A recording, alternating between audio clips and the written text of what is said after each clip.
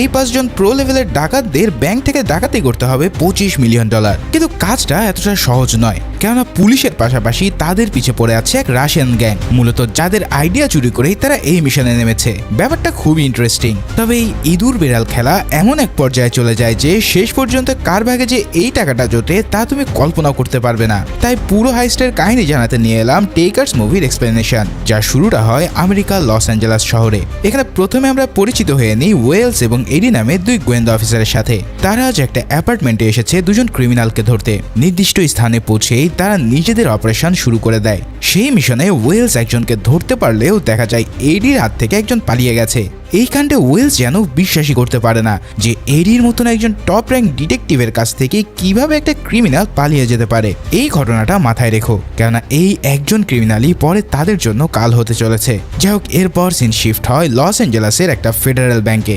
এখানে ঘটছে আবার অন্য কাহিনী। দেখা যায় 5 জনের একটা ডাকাত দল এই ব্যাংকে উপস্থিত হয়েছে ডাকাতির জন্য। এই টিমের নাম টেকার্স। তারা সবাই এবার আলাদা আলাদাভাবে ব্যাংকের ভবনে এন্ট্রি নিয়েছে। এই 5 জনের মধ্যে 2 জন ডেলিভারি ম্যান আর একজন সেজে এসেছে কর্মচারী। তারা একটা বক্সের ভিতরে করে নিয়ে এসেছে ডাকাতির জন্য সব সরঞ্জাম আর অস্ত্র। এরপর সেই সরঞ্জামগুলো নিয়ে তারা ব্যাংকে এমন একটা ফ্লোরে একত্রিত হয় যেখানে তখন কনস্ট্রাকশনের কাজ চলছিল। এবার সেই ফ্লোরে বসেই তারা প্রস্তুতি নিতে থাকে ব্যাংক লুটের। প্রথমে তারা বক্সগুলোকে খুলে ভিতরে থেকে মাস্ক, গ্লাভস আর অস্ত্র বের করে নেয়। এরপর শুধুমাত্র চোখের ইশারায় তারা সবাই নিজ নিজ পজিশন বুঝে নিয়ে নিজেদের কাজে নেমে পড়ে। এই ডাকাত দলের অঘোষিত লিডার হলো গর্ডন কোজিয়ার। আসলে গর্ডনই মূলত পুরো অপারেশনের মাস্টার মাইন্ড, মানে প্রত্যেকটা সিদ্ধান্ত তার মাথা থেকে বের হয়। তাদের দলে আরো আছে জন, এডি, জেসি এবং জ্যাক নামে 4 জন সদস্য। এদের মধ্যে জেসি আর জ্যাক কিন্তু আবার আপন 2 ভাই। যাই হোক, পরিচয় পর্ব শেষে শুরু হয় আসল মানি হাইস্ট। এখানে দেখা যায় গর্ডন আর জন লিফটে উঠে সরাসরি ব্যাংকের ভল্টের ফ্লোরে নেমে আসে। লিফটের দরজা খোলার সাথে সাথেই তারা একটা C4 বোমা দিয়ে লিফটের ভিতরটা উড়িয়ে দেয়। এদিকে সিসিটিভি রুমে বসে থাকা গার্ডরা মনিটরে দেখতে পায় লিফট থেকে ধোঁয়া উঠছে। এটা দেখে সবার মনোযোগ একদম চলে যায় সেই লিফটের দিকে। আর এটাই ছিল গর্ডনের প্ল্যানের প্রথম ধাপ, কারণ এই বিভ্রান্তির মধ্যেই তারা ভল্টে ঢুকে যা করবে তা কেউই টের পাবে না। তো এদিকে ভল্টের দরজার সামনে এখনো দাঁড়িয়ে আছে দলের 2 জন সদস্য জ্যাক আর জেসি। এখানে তারা বিশাল ড্রিল মেশিন নিয়ে এসে ভল্টের দরজায় লাগিয়ে দেয়, কিন্তু মেশিনের শব্দ সারা ফ্লোরে ছড়িয়ে পড়লেও বাইরে তখন সবাই লিফটের ব্যাপার নিয়ে এতটাই ব্যস্ত যে তা কেউই খেয়াল করে না। ততক্ষণে ভল্টের দরজা খুলে গেলেই তারা ভিতরে ঢুকে পড়ে। আর এরপর ব্যাগে একের পর এক টাকা ভরতে থাকে। টাকা ভরতে ভরতে জ্যাক তার টাইমার চেক করে বলে তাদের হাতে আর মাত্র 3 মিনিট সময় আছে, কেননা এরই মধ্যে পুলিশ এখানে এসে পড়বে। তবে ইতিমধ্যেই ঘটে অন্য কাহিনী। এক ব্যাংক কর্মচারী অতিরিক্ত পাকনামো করে সাইলেন্ট অ্যালার্ম বাজিয়ে দেয়, যার ফলে পুরো শহরের সব পুলিশ অ্যালার্ট হয়ে যায়। তবে এই কাণ্ড দেখে ফেলে দলের একজন সদস্য দ্রুত সেই এজেন্টের কাছে গিয়ে তাকে বন্দুক তাক করে। বন্দুক তাক করে সে বলে, তুমি থামলে কেন? যে কাজ শুরু করেছো সেটা শেষ করো। তুমি পুলিশকে কল করে স্পষ্ট বলো যে এখানে ডাকাতি হচ্ছে। এই কথা শুনে এজেন্ট ভয়ে কাঁপতে কাঁপতে ঠিক তাই করে। আর সেই খবর পেয়ে একটা নিউজ চ্যানেলের ইউনিট হেলিকপ্টার নিয়ে সরাসরি নিউজ কভার করতে উড়ে আসতে থাকে। মানে বুঝতেই পারছো, আগে নিউজ করতে পারলে তাদের একদম বাম্পার টিআরপি হবে। এবার সেই অনুসারে তারা যখন হেলিকপ্টার নিয়ে ব্যাংকের ছাদে পৌঁছায় তখন দেখা যায় এক গার্ড তাদের ইনস্ট্রাকশন দিচ্ছে ল্যান্ডিং করার জন্য। কিন্তু সবচেয়ে মজার ব্যাপার হলো এই গার্ডও হচ্ছে ব্যাংক হাইস্টারদের একজন। আর এই মুহূর্তে তাদের হাতে চলে এসেছে পালিয়ে যাওয়ার সবচেয়ে বড় মাধ্যম। সেই অনুসারে গার্ডটি দ্রুত সবাইকে গান পয়েন্টে নিয়ে নেয়, আর ইতিমধ্যে বাকিরাও এসে পড়ে ছাদে। এরপর একে একে সবাই মিলে হেলিকপ্টারে উঠেই চোখের পলকে সবাইকে বোকা বানিয়ে বিদায় নেয়। আর ওদিকে পুলিশ সব কাহিনীর পর ব্যাংকে এসে উপস্থিত হয়। মানে বুঝতেই পারছো, এরা কোনো পাতি ডাকাত নয়, এদের প্ল্যান একদম টপ নচ। যাই হোক, ব্যাংক ডাকাতি শেষে তারা চলে আসে শহরের বাইরের একটা নির্জন জায়গায়। ল্যান্ড করে বের হওয়ার সময় তারা পুরো হেলিকপ্টারটাকে একদম ব্লাস্ট করে দেয়, যাতে করে কোনো ধরনের কোনো ইনভেস্টিগেশন ফুটপ্রিন্ট পুলিশ না পায়। তারপর প্ল্যান অনুসারে তারা এক একজন এক এক দিকে চলে যেতে থাকে, যাতে কেউই তাদের ট্রেস পর্যন্ত করতে পারে না। আর এটাই ছিল একটা পারফেক্ট ব্যাংক ডাকাতি। এদিকে পুলিশ ব্যাংকে পৌঁছে দেখে ডাকাত দল তো ইতিমধ্যেই পগার পার। তারা সিসিটিভি ফুটেজ চেক করেও তেমন কিছু খুঁজে পায় না। আসলে ফুটেজ দেখে বোঝার উপায় নেই যে কে কোন ফ্লোরে কখন গিয়েছিল। সেদিন তো হাজার হাজার লোক সেই লিফটে উঠেছে আর নেমেছে। তবে ডাকাতি করে চলে যাওয়ার সময় দলের একজন ক্যামেরার দিকে ফিরে একটা বিশাল স্টাইলে স্যালুট দিয়ে গেছে। মানে কি আর বলবো, এমন সিরিয়াস মোমেন্টেও তারা ইয়ার্কি মারতে ছাড়েনি। তো এদিকে গোয়েন্দা অফিসার এডি এবার ওয়েলসকে বলে যে চুরি হয়ে যাওয়া ডলারগুলোর মধ্যে কিছু নোটে মার্ক করা থাকতে পারে, ফলে মার্ক করা নোটের সন্ধান পেলেই ডাকাতদের ধরা অনেকটা সহজ হয়ে যাবে। আর ডাকাতির সময় যে বোমগুলো ব্যবহার করা হয়েছে সেটা ইনভেস্টিগেশন করলেও কিছু একটা পাওয়া যেতে পারে। এই সব কথা শুনে ওয়েলস কিছুটা কনফিডেন্ট পায় আর সে ডিপলি থিঙ্কিং করতে থাকে পরের স্টেপের জন্য। যাই হোক, এরপর সিন কাট হয়ে চলে যায় একটা জেলখানায়। এখানে দেখা যায় গার্ড এসে একটা সেলের দরজা খুলে ভিতর থেকে রিভার্স নামের এক কয়েদিকে বের করে নিয়ে আসছে। আসলে 4 বছরের সাজা শেষে আজ রিভার্সকে ছেড়ে দেওয়া হচ্ছে, কিন্তু প্রশ্ন হচ্ছে এই রিভার্সরা আসলে কে, আর গর্ডনের দলের সাথে তার কোথায় সম্পর্ক? এখানে একটু পিছনে যাওয়া দরকার। রিভার্স মূলত টেকার্স দলেরই একজন পুরাতন সদস্য। শুধু সদস্য না, রিভার্স আর গর্ডন মিলেই তৈরি করেছিল এই পুরো দলটা। কিন্তু 4 বছর আগে একটা ডাকাতি মিশনের রিভার্স পুলিশের হাতে ধরা পড়ে যায়। আর এখানে টেকার্স দলের নিয়ম ছিল যে কেউ যদি ধরা পড়ে তাহলে সে বাকিদের সম্পর্কে কিছুই বলবে না, যার ফলে এই রিভার্স সেই নিয়ম পুরোপুরি মেনে চলেছে। সে 4 বছর জেলে কাটিয়েছে, কিন্তু পুলিশদের বাকিদের সম্পর্কে একটা কথাও বলেনি কখনো। এই কারণে দলের বাকি সবাই এখনো তাকে রেসপেক্ট করে। মোট কথা, রিভার্স একজন লয়াল সদস্য হিসেবে সবার কাছে পরিচিত। তো জেল থেকে বের হয়ে রিভার্স প্রথমে চলে যায় একটা গলিতে। সেখানে সে বহু আগে লুকিয়ে রেখেছিল কিছু টাকা আর পিস্তল। এবার সেই জায়গাটা ঘুরে সে টাকা আর পিস্তল নিয়ে চলে যায় এক রাশিয়ান গ্যাংয়ের সাথে দেখা করতে। সেখানে তাদের কিছু একটা নিয়ে কথা হয়। এখানে রাশিয়ান গ্যাং লিডার তাকে বলে, তুমি একদম সঠিক সময়ে এসেছো। রিভার্স উত্তর দেয়, জেলে থাকার সময় আমি পুরো প্ল্যানটা তৈরি করে ফেলেছি। এই কথা শুনে রাশিয়ান লিডার মুচকি হাসে আর মনে মনে ভাবে এবার বড় একটা কিছু হতে চলেছে। কিন্তু প্রশ্ন হচ্ছে সে আসলে কোন বিষয় নিয়ে এমন প্ল্যান করছে, এটা জানতে আমাদের একটু অপেক্ষা করতে হবে। এরপর রিভার্স সেখান থেকে চলে যায় জনের বাড়িতে। জন দরজা খুলতে দেখে সামনে দাঁড়িয়ে আছে রিভার্স। সে তখন সাথে সাথে তার দিকে বন্দুক তাক করে, তবে মুখ দেখে সে বুঝতে পারে এটা তো রিভার্স। রিভার্স তখন জনকে বলে সে আবারও দলের সাথে একটা লাস্ট প্রজেক্ট করতে চায়। তবে জন তাকে জানায় যে তার আগের ডাকাতির অংশের টাকা গর্ডনের কাছে এখনো জমা আছে, আর নতুন প্রজেক্টের ব্যাপারে বাকিদের সাথে কথা বলে সে শীঘ্রই জানাবে। এই কথা শুনে রিভার্স তখন জানায় যত তাড়াতাড়ি সম্ভব আমাকে জানিও। এদিকে দলের সব সদস্যরা একটা জায়গায় একত্রিত হয় রিভার্সের প্রস্তাব নিয়ে আলোচনা করতে। কিন্তু দেখা যায় আলোচনার মাঝেই হঠাৎ বিনা আমন্ত্রণে সেখানে রিভার্স উপস্থিত হয়। এই দৃশ্য দেখে জ্যাক একটু অস্বস্তিতে পড়ে যায়। তবে এখানে আরো একটা বিষয় জড়িয়ে আছে। মূলত জ্যাকের গার্লফ্রেন্ড লিলি একসময় রিভার্সেরও গার্লফ্রেন্ড ছিল, কিন্তু রিভার্স জেলে যাওয়ার পরে লিলি আর জ্যাকের মধ্যে রিলেশন তৈরি হয়ে যায়। এই কারণে এখন রিভার্সকে দেখে জ্যাকের মধ্যে একটা অস্বস্তি কাজ করছে। যাই হোক, রিভার্স এবার সবার সামনে তার প্ল্যানটা পুরোপুরি খুলে বলে। সে জানায় 5 দিন পর একটা অস্ত্রবাহী ট্রাক একটা নির্দিষ্ট রুট দিয়ে যাবে, আর সেই ট্রাকে আছে মোটামুটি $25 মিলিয়ন। সে একটা ম্যাপ দিয়ে বলে যে কোন রুট দিয়ে এই ট্রাক যাবে সেটা সে ভালো করে জানে। এখন এই ম্যাপ সে কোথায় পেল এটা প্রশ্ন করলে সে জানায় রাশিয়ান গ্যাংয়ের কাছ থেকে সেটা নিয়েছে, যার ফলে বিনিময়ে সেই গ্যাংকে শুধু অল্প কিছু ভাগ দিলেই চলবে। এই কথা শুনে গর্ডানের চোখ কপালে ওঠে, কারণ এত বড় অঙ্ক সে কোনোদিন কল্পনাও করেনি। তবে গর্ডান এখানে প্রস্তাবটা সরাসরি না করে দেয়, কেননা এত কম সময়ে এত বড় অপারেশন মানে অনেক বেশি রিস্ক। এছাড়াও তাদের একটা নিয়ম হলো যে প্রতিটা কাজ করার পর পুরো 1 বছর তারা অপেক্ষা করবে, আর 1 বছর শেষ হলে তবেই তারা পরের কাজ নেবে, না হলে পুলিশের নজরে আসার চান্স বেশি থাকে। কিন্তু রিভার্স এবার যুক্তি দেখায় যে এই ট্রাক প্রতিদিন রুট চেঞ্জ করে। এখন রুট চেঞ্জ করার কারণে এই ম্যাপ শুধুমাত্র 5 দিনের জন্যই কাজ করবে। এছাড়াও টাকার অঙ্কটাও তো একদম এড়ানোর মতো না। এসব শুনে গর্ডান বলে যে যেখানে রিস্ক বড় হয় সেখানে রিওয়ার্ডও বড় হয়। রিওয়ার্ড বড় হলেই এই সুযোগ হাতছাড়া করা মোটেও উচিত হবে না। এসব কথায় শেষমেশ পুরো দল রাজি হয়ে যায়। তবে গর্ডান সবাইকে আলাদা করে বলে দেয় রিভার্সের উপরে যেন সবসময় নজর রাখা হয়, কারণ তার মনে হচ্ছে কিছু না কিছু একটা ঝামেলা আছে। এভাবেই দেখা যায় প্রস্তুতি শুরু হয়ে গেছে পুরো দমে। 5 দিন পর ট্রাকটা যেই রুট দিয়ে যাবে সেই রাস্তার নিচে একটা সোয়ার টানেল আছে, আর সেই টানেল শহরের বেশ কিছু জায়গায় গিয়ে ওপেন হয়েছে। প্ল্যান হলো ট্রাকটি যখনই সেই টানেলের উপর দিয়ে যাবে তখন C4 বোমা দিয়ে রাস্তায় বিস্ফোরণ ঘটানো হবে, যার ফলে বিস্ফোরণ হলে এই রাস্তায় একটা গর্ত তৈরি করে তারা ওই ট্রাকটাকে তার ভিতরে ক্যাপচার করবে এবং ফাইনালি ট্রাক থেকে সব টাকা লুট করে হাওয়া হয়ে যাবে। এই সব প্ল্যান অনুসারে এবার এডিকে পাঠানো হয় C4 বোমা আনার জন্য। তবে বোমা আনতে গিয়ে সে পড়ে যায় এক বিপদে। সে যখন সাপ্লায়ারের কাছ থেকে বোমা নেয় তখন সাপ্লায়ার থেকে ধোকা দিয়ে টাকা রেখে দেয়, যার ফলে 3 জন লোক একসাথে এবার এডির উপরে ঝাঁপিয়ে পড়ে। কিন্তু এডি ছিল চরম লেভেলের ফাইটার। সে প্রথম জনের মুখে একদম জোরে একটা ঘুষি মেরে পর পরের জনকে টেবিলের উপর ছুঁড়ে ফেলে দেয়। এরপর তৃতীয় জন পিছন থেকে ধরতে আসলে এডি তার হাত মুচড়ে ফেলে এবং এক কিক মেরে মাটিতে ফেলে দেয়। ততক্ষণে সেখানে জন আর রিভার্স চলে আসলে খেলা এবার পুরোই ঘুরে যায়। আর ফাইনালি লোকটাও বাধ্য হয়ে তাদের সব C4 বোমা দিয়ে নিজের প্রাণ বাঁচায়। অন্যদিকে দেখা যায় ওয়েলস তার তদন্ত চালিয়ে যাচ্ছে নিরলসভাবে। সে ইতিমধ্যে বের করে ফেলেছে যে ব্যাংকে যে বোম ব্যবহার করা হয়েছিল সেটা ছিল C4। এই ধরনের বোমা খুব কম জায়গা থেকে সাপ্লাই করা হয়, আর এই কারণে সে একটা বোমা সাপ্লাইয়ের কোম্পানিতে অভিযান চালায়। সেখানে পৌঁছে ওয়েলস আর তার টিম দরজা ভেঙে ভিতরে ঢুকেই তারা দেখতে পায় সেখানে দুজন রাশিয়ান বসে আছে।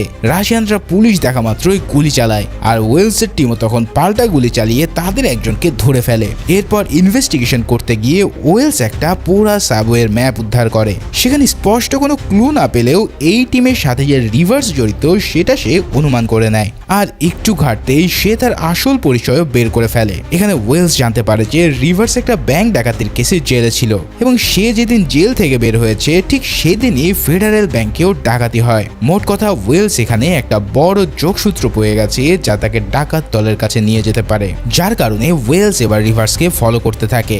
ফলো করতে করতে দেখা যায় রিভার্স একটা মার্কেট থেকে বের হয়ে গর্ডন আর দলের বাকিদের সাথে দেখা করছে। এছাড়াও রিভার্স রাশিয়ানদের কাছ থেকে একটা ডিসপ্যাচ ম্যানেজ করে গর্ডনকে এনে দেয়। এরপর সবাই মিলে কিছুক্ষণ কথা বলে আলাদা হয়ে যায় নিজেদের মতন। তবে যাওয়ার সময় জেসি সবাইকে একটা স্টাইল করে স্যালুট দিয়ে বিদায় জানায়। আর এই দৃশ্য দেখে ওয়েলসের চোখ যেন ছানা বড়া হয়ে ওঠে। কেন এই হাতের ইশারাটা নিশ্চিত সে আগে কোথাও দেখেছে। তার মনে পড়ে যায় ব্যাংকের সিসিটিভি ফুটেজে ঠিক একই ধরনের স্টাইলের স্যালুট ওই ডাকাত দিয়েছিল। এর মানে জেসি হচ্ছে সেই ডাকাতদের একজন সদস্য। আর জেসি যদি সত্যি ডাকাত হয় তাহলে তার সাথে সবাইও ডাকাতিতে জড়িত।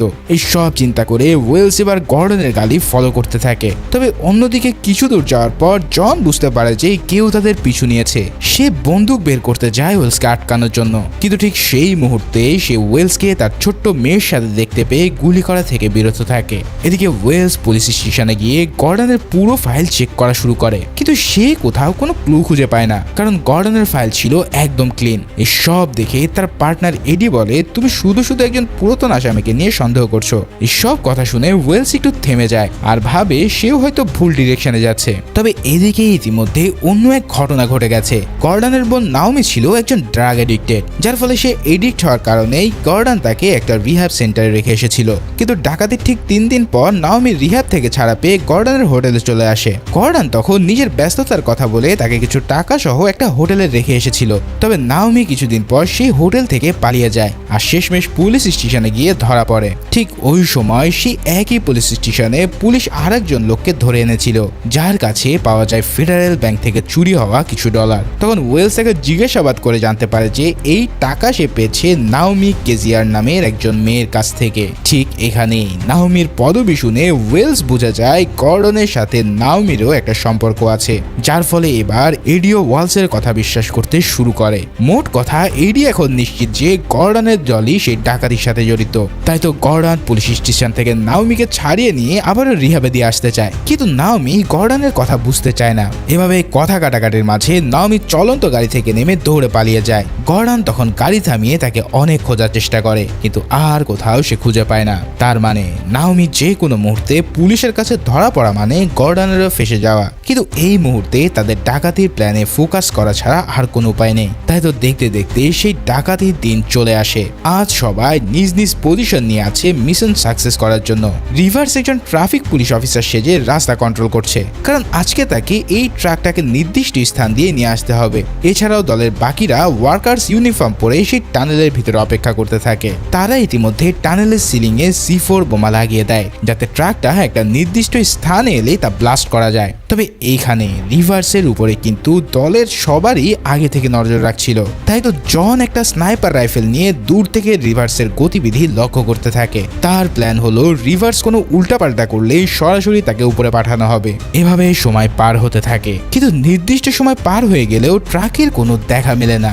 এই কারণে এবার দলের সবার মধ্যে প্যানিক শুরু হয়ে যায়। জন স্নাইপার তাক করে আছে রিভার্সের দিকে, আর অন্যদিকে গর্ডন রেডিওতে বলে এখনো ট্রাক আসেনি, কিছু একটা নিশ্চয়ই গন্ডগোল হচ্ছে। কিন্তু সব ভয় উড়িয়ে দিয়ে ঠিক তখনই দুটো অস্ত্রবাহী ট্রাককে দেখা যায় রাস্তা দিয়ে আসতে। এই ট্রাকগুলোর মধ্যে প্রথমটাই টাকা আর দ্বিতীয়টা সেফ ডামি। এই দুটো ট্রাক দেখে রিভার্স তার আসল কাজ এবার শুরু করে দেয়। সে ট্রাফিক পুলিশের মতন হাত তুলে অন্য সব গাড়িকে থামিয়ে দেয়। তারপর রাস্তা ফাঁকা করে সে ওই ট্রাক দুটোকে সরাসরি ট্যানেলের দিকে আসার সংকেত দিতে থাকে। ঠিক এভাবেই যখনই ট্রাকটা সেই ট্যানেলের কাছে আসে তখনই নিচের বোমাগুলো ব্লাস্ট করা হয়। বিকট শব্দে পুরো রাস্তা মারাত্মকভাবে কেঁপে ওঠে। এই ভয়ঙ্কর বিস্ফোরণের ফলে রাস্তায় একটা বিশাল গর্ত তৈরি হয়ে যায়। কিন্তু এখানে ঘটে অন্য কাহিনী। ব্লাস্টের আগ মুহূর্তেই একজন সাইকেল চালক হঠাৎ করে ট্রাকের সামনে এসে পড়ে, যার ফলে ট্রাকটা কিছুটা গতি কমানোর কারণে নির্দিষ্ট সময়ে নির্দিষ্ট স্থানে আসার আগেই তা থেমে যায়। আর এই দৃশ্যটা দেখে সবার মাথায় যেন আকাশ ভেঙে পড়ে। জাস্ট চিন্তা করো, এত নিখুঁত একটা প্ল্যান সেকেন্ডের একটা ভুলে নষ্ট হতে চলেছে। এদিকে ট্রাক থেমে যাওয়ায় ভেতরে সব গার্ডরা বন্দুক নিয়ে বাইরে বেরিয়ে আসে। তারা টানেলের দিকে লক্ষ্য করে অনবরত গুলি চালাতে শুরু করে। অন্যদিকে দলের সদস্যরাও তখন বাধ্য হয়ে কাভার নিয়ে পাল্টা গুলি চালায়। পরিস্থিতি ইতিমধ্যে পুরোপুরি হাতের বাইরে চলে যায়। কিন্তু তার আগেই জন নিজে স্নাইপার রাইফেল ফেলে দিয়ে দ্রুত নিচে নেমে আসে। এরপর সে সরাসরি ওই ট্রাকটাতে উঠে ড্রাইভারকে ধাক্কা দিয়ে নিচে ফেলে দেয়। আর এরপরে নিজের ট্রাকটা দিয়ে সামনের ট্রাকটাকে সজোরে ধাক্কা দেয়, যার ফলে ফাইনালি ওই ট্রাকটা গর্তে পড়ে যায়। তবে গার্ডরা তখনও জনের ট্রাকের উপরে অনবরত বৃষ্টির মতো গুলি চালিয়ে যাচ্ছে। এই কারণে জনের ট্রাকের সামনে টায়ার লিক হয়ে যায়। আর লিক হওয়ায় সে নিজেও নিয়ন্ত্রণ হারিয়ে গর্তের ওই ট্রাকটার উপরে পড়ে। আর সেই ট্রাকের ভিতরে গার্ডরা সবাই তখন মারাত্মক আহত অবস্থায় আটকে থাকে। এবার তারা ওই উল্টে যাওয়া ট্রাক থেকে টাকা লুট করতে শুরু করে। গর্ডন একটা লোহার ক্রাবার দিয়ে ট্রাকের দরজা সজোরে ভেঙে ফেলে। দরজা ভাঙতে তারা ভিতরে অনেকগুলো টাকার ব্যাগ দেখতে পায়। তারপর দ্রুত সব ব্যাগ বের করে নিজেদের কাঁধে তুলে ফেলে। আর ব্যাগ কাঁধে নিয়ে তারা আলাদা আলাদা সাবওয়ে দিয়ে পালানোর প্রস্তুতি নিতে থাকে। পালানোর আগে তারা সবাই হিসেব করে দেখে যে মোট $19 মিলিয়ন পেয়েছে তারা, যা এই পর্যন্ত এই দলের সবচেয়ে বড় ডাকাতি। এদিকে গোয়েন্দা অফিসার ওয়েলস রেডিওতে ডাকাতির খবর পেয়ে সেখানে ছুটে আসে। ওয়েলসের সাথে তার পার্টনার এডিও এই অভিযানে যোগ দেয়। যদিও এডির বিরুদ্ধে দুর্নীতির অভিযোগ উঠেছে, তবে তার চাকরি এখনো যায়নি। তারা ঘটনাস্থলে পৌঁছে দেখে ডাকাত দলের সবাই আগে পালিয়ে গেছে। শুধুমাত্র এখন তারা রাস্তায় বিশাল গর্ত আর ধোঁয়া দেখতে পাচ্ছে। এই দৃশ্য দেখে ওয়েলসের হঠাৎ রাশিয়ানদের কাছ থেকে পাওয়া সেই পোড়া সাবওয়ে ম্যাপের কথা মনে পড়ে যায়। সে সাথে সাথেই বুঝে যায় যে ডাকাত দল সাবওয়ে দিয়ে পালানোর প্ল্যান করছে। তাই ওয়েলস আর এডি কাছের একটা সাবওয়ে স্টেশনে দ্রুত নেমে পড়ে। এবার সেখানে তারা জেসিকে একটা ভারী টাকার ব্যাগ নিয়ে দৌড়াতে দেখে। জেসিকে দেখা মাত্রই অফিসাররা তার পিছনে ধাওয়া করতে থাকে। জেসি তখন নিজের প্রাণ বাঁচাতে নিজের টাকার ব্যাগটা একটা ঝোপের মধ্যে লুকিয়ে ফেলে। এরপর ব্যাগ লুকিয়ে সে প্রাণপণে সামনের দিকে দৌড়াতে থাকে। ওয়েলস চিৎকার করে তাকে থামতে বলে, না হলে গুলি করার হুমকি দেয়। তবে জেসি তাদের কোনো কথাই কানে তোলে না। সে দৌড়াতে দৌড়াতে একটা হোটেলের কিচেনে ঢুকে নিজেকে লুকায়। কিন্তু এডি তাকে ফলো করে ঠিক সেই কিচেনে ঝুঁকে পড়ে। এবার এখানে জেসি আর এডি দুজন মুখোমুখি হয়। তারা দুজনেই একে অপরের দিকে বন্দুক তাক করে আছে। এডি কড়া গলায় জেসিকে তার বন্দুক নামাতে বলে, তবে জেসি তখন পাল্টা জবাব দেয়, আগে পুলিশকে বন্দুক নামাতে হবে। কিন্তু এডি নিজের বন্দুক এক চুলো নিচে নামায় না, যার ফলে জেসি আর কোনো উপায় না দেখে এডির দিকে সরাসরি গুলি চালায়। সেই গুলি গিয়ে এডির বুকে মারাত্মকভাবে আঘাত করে। আর সেই সুযোগে জেসি সেখান থেকে দৌড়ে পালিয়ে যায়। তবে এখানে একটা বিশাল চমক লুকিয়ে আছে। মুভি আগানোর সাথে সাথে আমরা বুঝতে পারি যে এডি আসলে নিজে চেয়েছিল জেসি তাকে গুলি করুক, কারণ একজন গোয়েন্দা অফিসার হয়েও সে ক্রিমিনালদের কাছ থেকে ঘুষ নিয়েছিল। এই দুর্নীতির কথা জানাজানি হলে তার চাকরি তো যাবেই, সাথে পরিবারও তাকে ঘৃণা করবে। মূলত তার অসুস্থ ছেলের জন্য প্রচুর টাকার দরকার ছিল, যার ফলে ওই ক্রিমিনাল তাকে যে পরিমাণ টাকা দিয়েছিল তা সে সারা জীবনও চাকরি করে সঞ্চয় করতে পারতো না। আর এই কারণেই সে এক কঠিন পরিস্থিতির মুখে পড়ে ভুল সিদ্ধান্ত নিয়ে ফেলে। অন্যদিকে গুলির শব্দে ওয়েলস দ্রুত কিচেনে ছুটে আসে। সে ওয়েলসকে বাঁচানোর জন্য দ্রুত মেডিকেল সাপোর্টের জন্য রেডিওতে কল করে। কিন্তু তার আগে এডি মৃত্যুর কোলে ঢলে পড়ে। মারা যাওয়ার আগে এডি ওয়েলসের হাত ধরে তার পরিবারের খেয়াল রাখতে বলে। আর এই সব কিছু দেখে ওয়েলসের ভিতরটা যেন ভেঙে চুরমার হয়ে যায়। এরপর ওয়েলসের সিনিয়র অফিসাররা তাকে একটা গোপন ভিডিও রেকর্ড দেখায়। সেই রেকর্ডে দেখা যায় গোয়েন্দা এডিকে ঘুষ নিতে। তবে এডি অন ডিউটিতে মারা যাওয়ায় পুলিশ বিভাগ একটা তাকে সম্মানজনক সিদ্ধান্ত নেয়। তারা সেই দুর্নীতির টেপ চিরতরে মুছে ফেলে। আর এটার মাধ্যমে তারা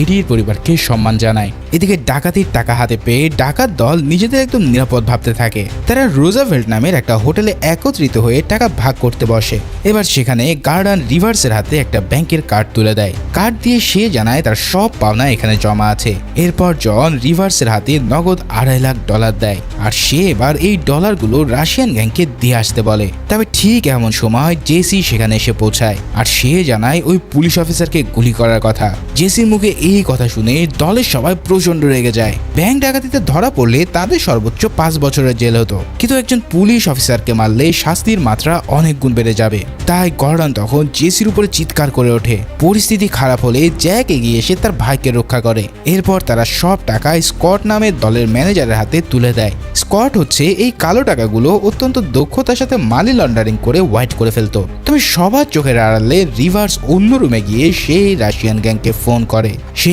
রাশিয়ানদের দ্রুত হোটেলে এসে নিজেদের পাওনা টাকা বুঝে নিতে বলে। আর এখানে আমরা রিভার্সের আসল ভয়ঙ্কর ফাঁদটা বুঝতে পারি। সে মূলত রাশিয়ান গ্যাংকে তাদের পাওনা টাকা গর্ডনের কাছে আছে বলে উস্কে দেয়। মানে সে চরম লেভেলে চালাকি করে এই দুই গ্যাংকে একে অপরের বিরুদ্ধে লেলিয়ে দেয়। আর এর উদ্দেশ্য হলো দুই দল একে অপরকে শেষ করে দিলে পুরো টাকা সে একবারে ভোগ করবে।